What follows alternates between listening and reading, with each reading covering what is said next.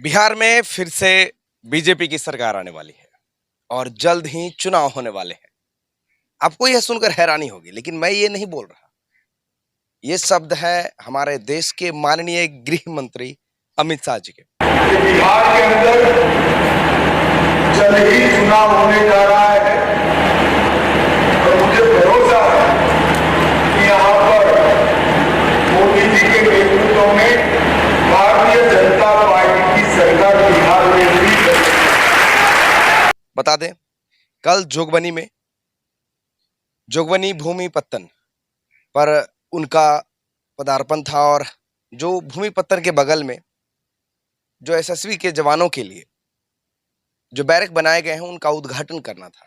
उससे पहले उनका प्रोग्राम था झंझारपुर में, कुछ राजनीतिक दौरा था।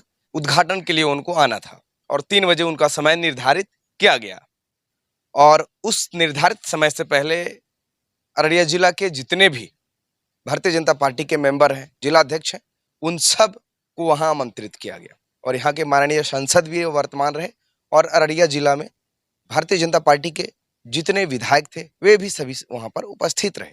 लेकिन आश्चर्य कर देने वाला बात तब रहा जब उन्होंने इस शब्द को कहा मंच पर कि अब फिर से बिहार में चुनाव होने वाला है, जबकि विधानसभा का चुनाव लोकसभा के बाद होने वाला है बिहार में। फिर भी उन्होंने अपने भाषण में इस बात को कहा। इसी बात से लेकर वे कल से बहुत चर्चा में है। आखिर बिहार में चुनाव किस बेसिस पे होगा, आखिर क्या होने वाला है जो चुनाव के मुद्दे पर उन्होंने ऐसा बात कहा। बाकी बात बहुत सारी बातें हुई है और भारतीय भूमि पत्तन प्राधिकरण की भी विषय पर बात की गई है। वैसे तो भारत में 11 भूमि पत्तन है, जिसमें से 3 भूमि पत्तन बिहार में ही है।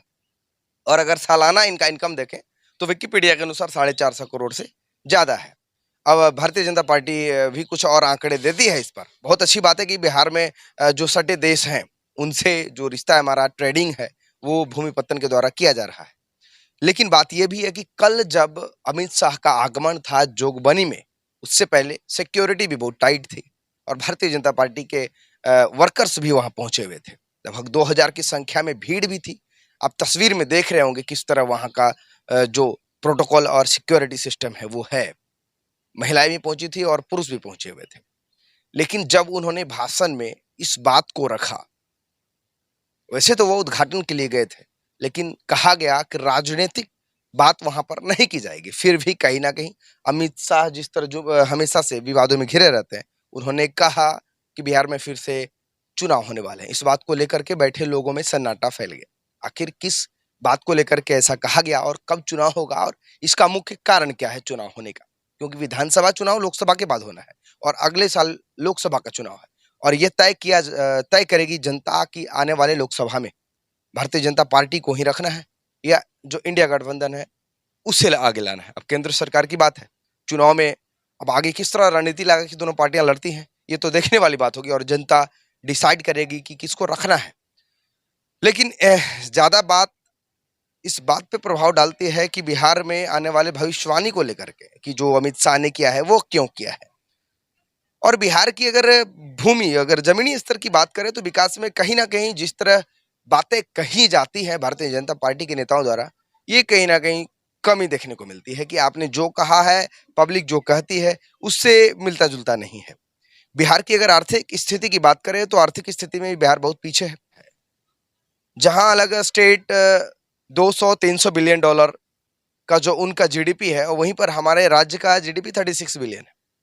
और एजुकेशन और लिटरेसी रेट देखें तो लिटरेसी रेट भी हमारा कम है और अनएम्प्लॉयबिलिटी बिहार में चरम सीमा पर है।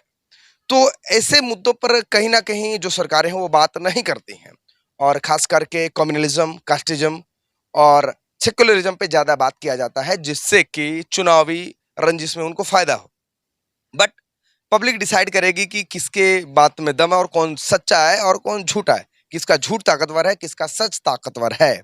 और खास करके प्रशासनिकीय कार्यक्रम के अंदर राजनीतिक षड्यंत्र और राजनीतिक बातों को रखना और अपने जो कार्य हैं उनको बताना क्या कहाँ तक ये सही है और बिहार की पब्लिक इसे किस नजर से देखती है। क्योंकि बिहार में अगर हम देखें तो जातिवाद और सांप्रदायिकवाद में लोग बटे हुए हैं और यहाँ पर ज्यादातर धर्म के नाम पे और जाति के नाम पे वोट दिया जाता है। यहाँ समीकरण चलाए जाते हैं, वो भी राजनेताओं द्वारा। और जमीनी स्तर की बात की जाए तो बिहार में कहीं ना कहीं कमी देखने को मिलती है, विकास की कमी देखने को मिलती है, शिक्षा की कमी देखने को मिलती है, हमारे रोजगार की। और भारत में खास करके बिहार राज्य की बात की जाए तो सीमांचल क्षेत्र और उत्तरी पूर्वी बिहार बाढ़ से ग्रसित रहता है। और उसके लिए भारतीय सरकार ने क्या किया, अभी तक इसके विषय पे उन्होंने कोई चर्चा नहीं की है। और बिहार में जो इंडस्ट्रीज की कमी है, जिससे कि यहाँ के लेबर माइग्रेट करके अदर स्टेट जाते हैं, उसको सुधारने के लिए क्या किया गया है, इस बात पे भी उन्होंने कोई बयान नहीं दिया है। हालांकि बिहार सरकार को दोषी ठहराया जाता है इन सब बातों में, केंद्र सरकार अपना पल्ला झाड़ने के लिए। ये मैं नहीं कह रहा, ये पब्लिक कहती है और विपक्ष के दल कहते हैं।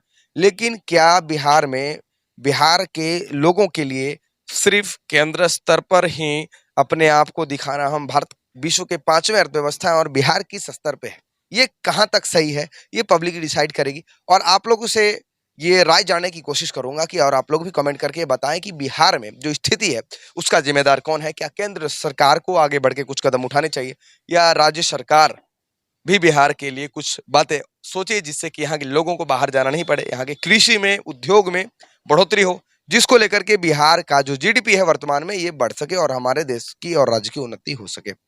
तत्काल के लिए अलविदा, जय हिंद। आपका कमेंट का इंतजार रहेगा।